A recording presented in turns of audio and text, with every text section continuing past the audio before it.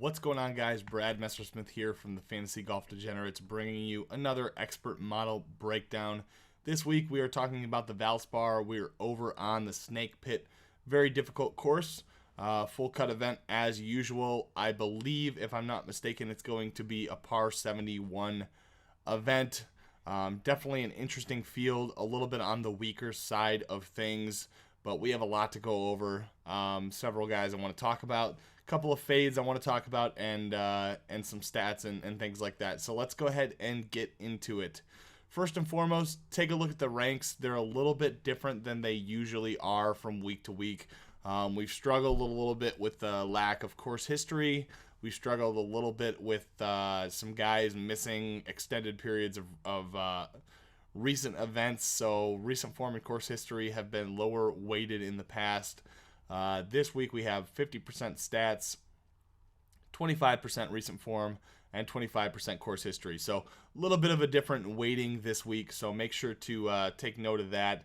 In terms of the key stats, birdie or better percentage reigns king again as usual, along with strokes gained tee to green. Both of these guys have a 4 weighting in the model this week, so obviously we've probably beaten a dead horse at this point, but both of these stats are going to show up in almost every single model. This week they both show up in a really big way. DraftKings points gained par 71 shows up as well.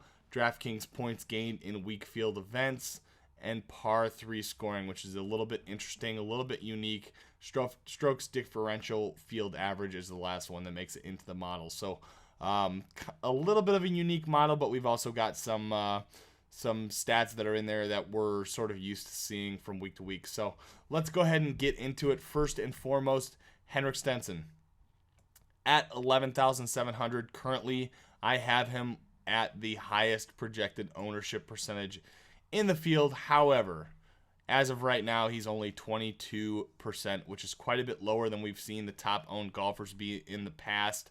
I'm not sure whether Henrik gets a bump down.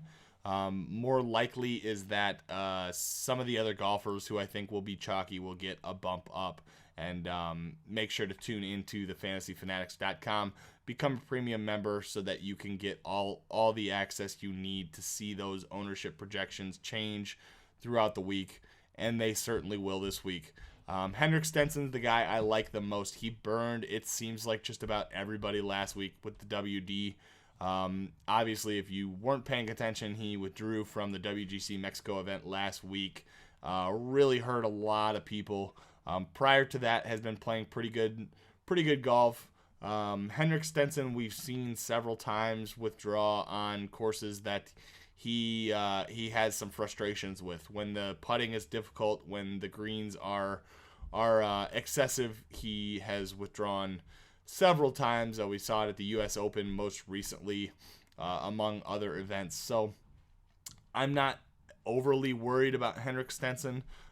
We saw some people tweet out about the fact that he pulled a heart muscle, in his words. I don't know what the hell that means or how you pull a heart muscle. But again, I'm not drastically worried about Henrik Stenson. I think he's going to come out. I think he hopefully will have shaken the rust off and statistically really fits this course very well. So again, not overly concerned about Henrik Stenson. I think it's a great time to jump back on him. And again, I think his ownership will be deflated as a result of that withdrawal last week. Matt Kuchar is the next guy I really like. It's hard to jump off of this guy at this point. I mean, statistically, he fits well at what seems like every single course. Just a top 10 monster.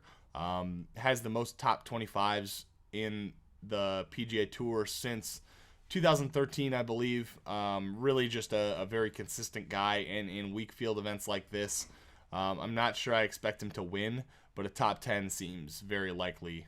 So he's a guy I'm going to be targeting quite a bit.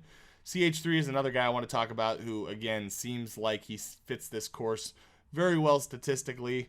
I'm probably going to play CH3 and Matt Kuchar in my cash lineup. Both of these guys I think make sense in cash to me, especially in the weaker field events. Obviously, their price is a little bit higher than we're used to seeing, but not enough to scare me off of either of these guys. Do want to talk about Bubba Watson. I have mentioned him.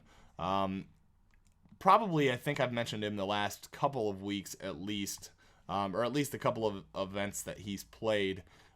He withdrew 3 weeks ago, had a miscut prior to that. Finished 38th last week, although it was a no-cut event, so I'm not going to read a whole lot into that.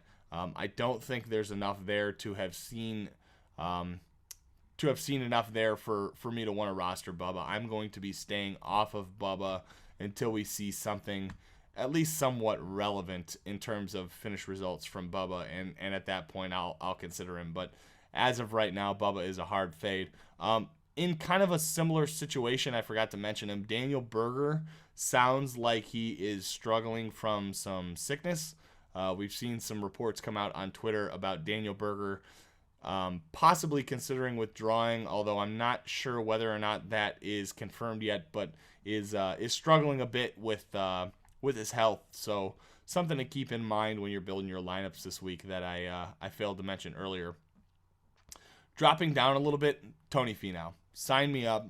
We've talked about him quite a bit. He's been a little bit inconsistent as of late, but Tony Finau is somebody I'm very bullish on this year. Has a litany of top 25s this year.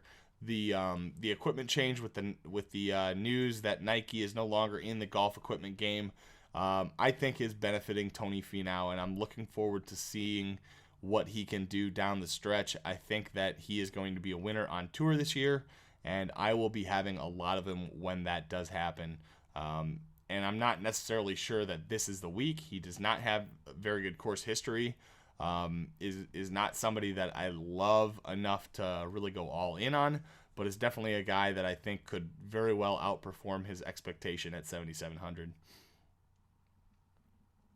I want to talk a little bit about Jim Furyk next. I think he's a guy that I'm going to continue to play. I'm a little bit concerned, but Jim Furyk is a guy that consistently seems to come in underpriced. It is older in age, but has these tendencies where he sort of comes back after a long stretch and struggles a little bit, and then eventually what we'll see is Jim Furyk will start to uptick. We'll see him have a couple of significant results or somewhat significant results. You'll see him top 25, and then all of a sudden, bam, there will be several top 10s in a row. I don't know when it's going to happen, but if there was a course that made sense for Jim Furyk, it would be a difficult course that required second shot, short off the tee type of course, and I think that's where we're at this week. So to me, I think Jim Furyk makes a little bit of sense. The low birdie or better percentage scares me a little bit with Jim Furyk, but definitely going to be a guy that I'm going to be continuing to roster until we see him jump up and finish highly, like I think we will. Dropping down a little bit more, I actually thought about this a little bit last week.